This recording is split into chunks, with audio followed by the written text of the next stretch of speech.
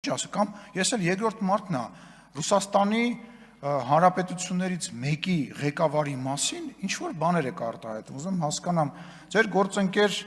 Արտուր Վանեցյանը Պու խմբակցության նախկին ղեկավարը մոտ հարաբերություններ ունի, դուք Ռուսաստանի պետականության հետ կարծես թե որևիցե խնդիր չունեք, դուք ինչ է, դուք քաղաքական գործիչ եք, դուք բլոգեր չեք, ասենք, ով ինչ ասի, խոսա, դուք կարգալույծ արված ինչ-որ մարդու մասին խոսքերն եք արտաբերում, օրինակ եք բերում, բայց դուք ազգային ժողովի պատգամավոր եք, դուք ձեզ թույլ եք տալիս վատ երանգով խոսել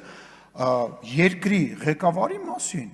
ինչ եք խոսում երկրի ղեկավարի մասին, վատ երանգով, ինչ-որ վատ բան կա Կադիրովի հետ կապված, ինչ-որ կարծիք ունեք,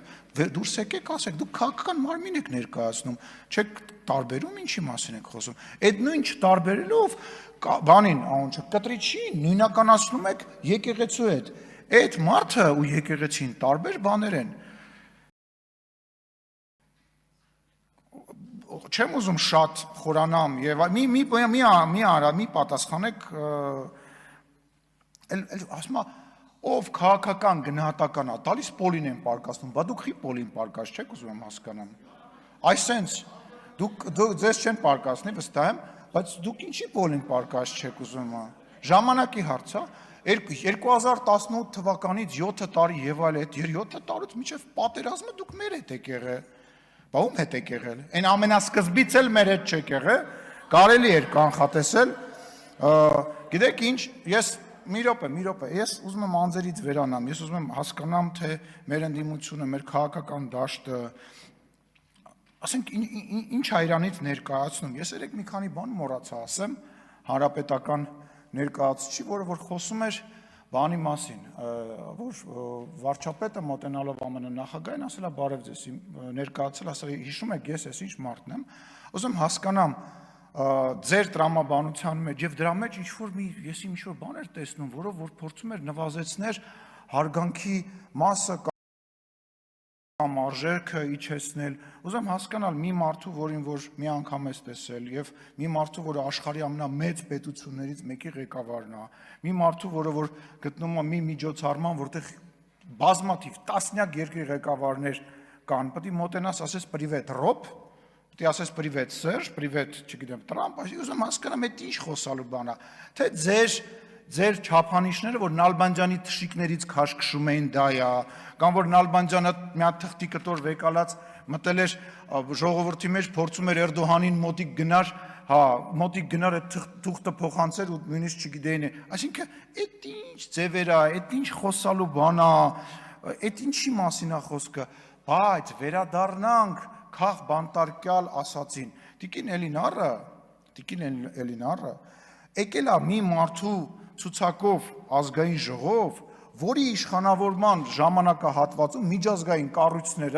միջազգային կառույցները թմկահարում էին քաղ բանտարկյալների առարկայության մասին Հայաստանի Հանրապետությունում, որի իշխանության ժամանակ Երևանի կենտրոնում մարդիկ են գնդակահարվել, որի իշխանավորման ժամանակ ընտրություններ են կեղծվել, օպերացիա կալցոներ են եւ այլն, բայց ամեն ինչ պետք է չափ ու սահման ունենա, չէ՞։ Այսինքն չի կարելի այնպես բաներից խոսալ, որ ասենք դու դրա մեջ ես։ Դա, չգիտեմ, ամոթ բառը մի քիչ երևի տեղին չի։ Այդ իմպիչմենտը վերջի իմացանք ինչի համար է։ Այդ մարդուն բերել էին, գիտեին, որ վերքերական գործ կա, հեսա վճիռա լինելու, մենք էլ զարմանում, ասում ենք, սա հանրապետականի մեջ, ստեղ իրանց հոգին տվող մարդիկ կան,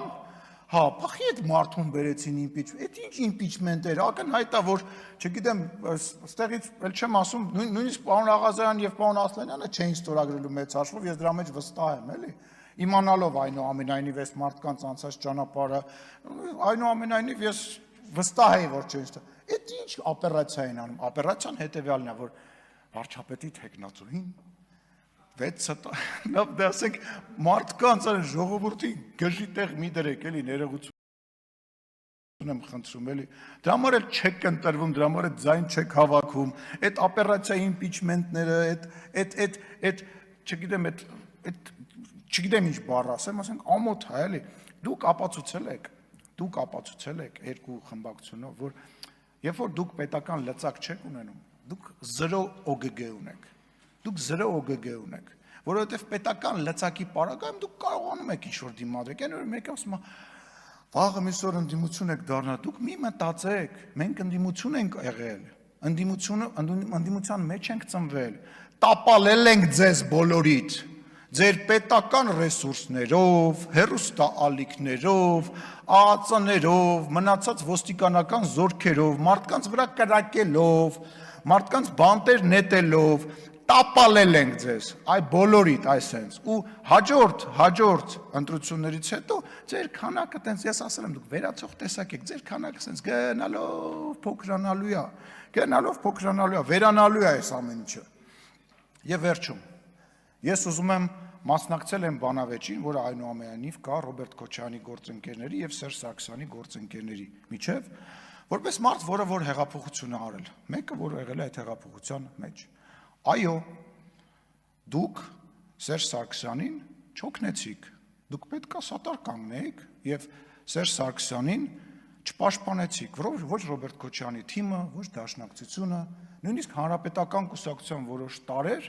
Սերժ Սարգսյանին այդ օրերին ես որպես հակառակորդ եմ դա ասում, չպաշտպանեցիք, որովհետև Ռոբերտ Քոչարյանը ուզում էր պատժեր Սերժ Սարգսյանին, ցույց տալով, որ ինքը այդքան չկա, ինչքան որ ինքը եւ պետքա կախվածության մեջ լինի, որոշ հանրապետականներ մտածում էին, որ արանքը կարող են ճղել եւ այդ շարժման շնորհիվ իրենք դառնան նոր վարչապետ, իսկ մնացածը ուղղակի նոր հնարավորություններ էին տեսնում իրենց բանի համար։ Ես ուզում եմ վերջ դրեք այդ բանավեճին։ Այո, Ռոբերտ Քոչարյանը,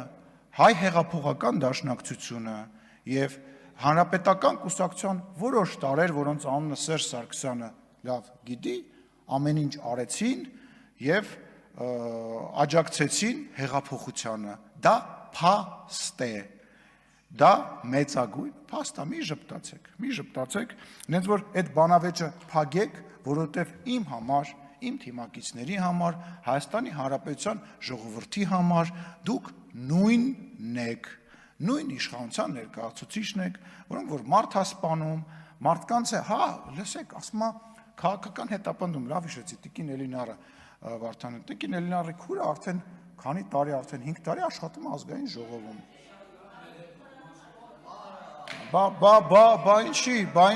Բա ինչի չենք բանարը։ Լսեք, եթե ձեր մոտ ձեր լեզվամտածելակերպը, ձեր ընկալումը, որ քաղաքական հետապնդումը լինում է տենց սելեկտիվ, տենց ինչ-որ բանով, իրականության մեջ դա տենց չի, իրականության մեջ դա, Տիկին Գրիգորյան, դուք մի խոսացեք, ես ամեն անգամ, երբ որ դուք ելույթ եք ունենում, ես երդվում եմ ձեզ, ես ինձ զսպում եմ, որ ձեզ չասեմ այն ամենը, ինչ որ ես ուզում եմ այստեղից ասեմ, ժամանակը կգա կասեմ։